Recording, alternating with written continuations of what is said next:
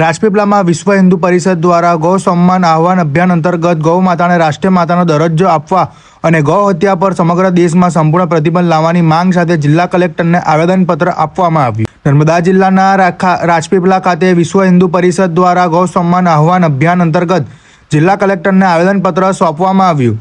આવેદનમાં જણાવ્યું કે ગૌ માતા ભારતીય સંસ્કૃતિ, કૃષિ અને ગ્રામ્ય અર્થતંત્રનો મહત્વપૂર્ણ આધાર છે। ગૌ વન સંરક્ષણ માટે સરકાર દ્વારા અસરકારક અને કડક પગલાં ભરવાની જરૂરિયાત હોવાનું રજૂઆતમાં જણાવાયું છે। સમગ્ર ભારત વર્ષમાં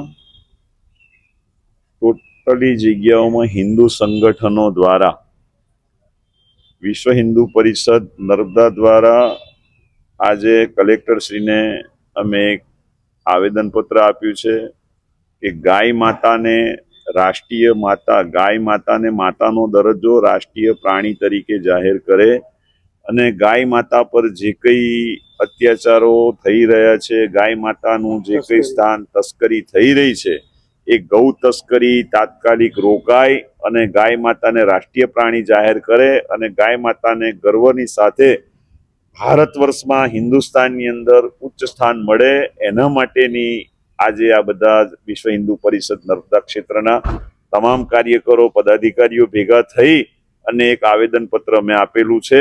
એના માટે અમે અહીંયા ભેગા થયા છીએ। ગૌરક્ષા માટે આજ રોજ નર્મદા જિલ્લાના વડા મથકે રાજપીપળાની અંદર કલેક્ટરશ્રીને આવેદન આપવામાં આવ્યું।